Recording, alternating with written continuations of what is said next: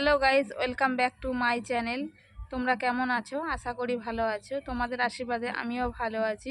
আজকে কোনো ঘোরার ভিডিও নয়, আজকে একটা রেসিপি করে দেখাচ্ছি। আজকে একটা তালের রেসিপি দেখাবো, চলো পরের স্টেপে দেখা হচ্ছে।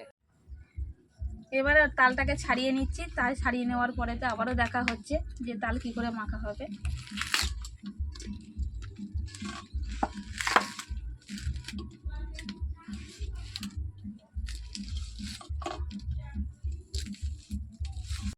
হ্যালো গাইস, নারকেলটা এবার কুড়িয়ে নিচ্ছি। নারকেলটা কুড়ানো হোক।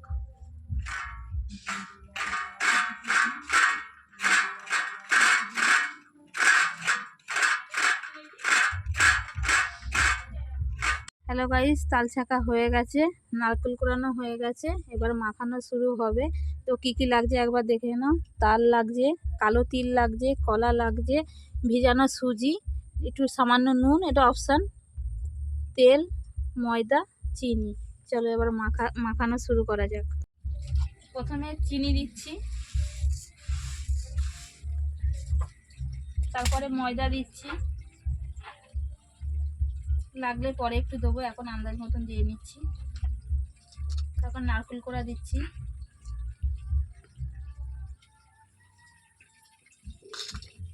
একটু কালো জিরে দিচ্ছি,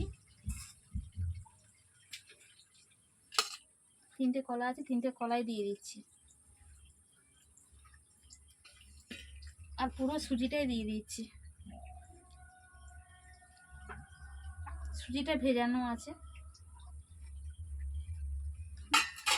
একটু স্বাদ অনুসার নুন দিচ্ছি।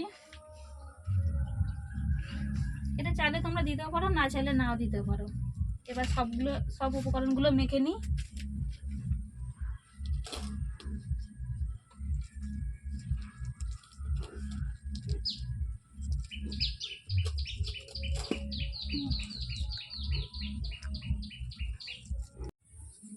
গাইস, তাল মাখানো হয়ে গেছে, এবার উনুনটা ধরিয়ে নিই।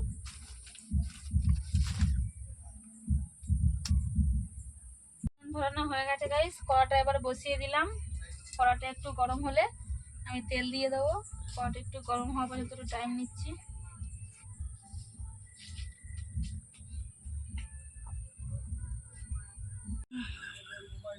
কড়া গরম হয়ে গেছে, এবার গাইস তেলটা দিয়ে দিই।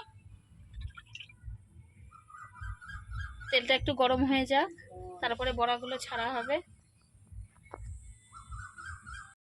গাইস, তেল গরম হয়ে গেছে, এবার তাল বড়াগুলো একটু একটু ছেড়ে দিচ্ছি আস্তে আস্তে করে।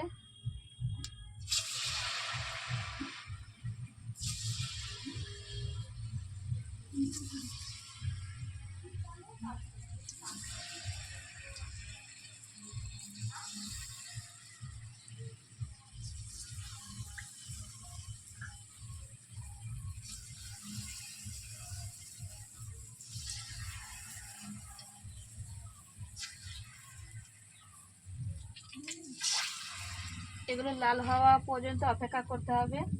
লাল লাল করে ভাজা হয়ে যাবে, লাল হয়ে আসলে এগুলো ভাজা হয়ে যাবে।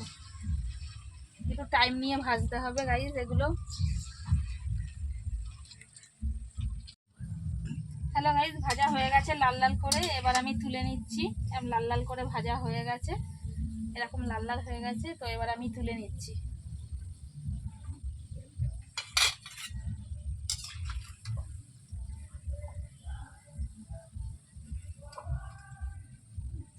লাল লাল ভাজা হয়ে গেছে। আমার বান্ধবী এবার খেয়ে টেস্ট করে বলবে কেমন হয়েছে। বলো বান্ধবী, কেমন হয়েছে? একদম ওকে।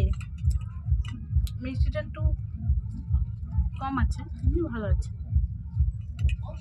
তোমরা এরকম করে বানিয়ে দেখো একবার, খেয়ে কেমন লাগে যে আমাকে কমেন্টে জানিও।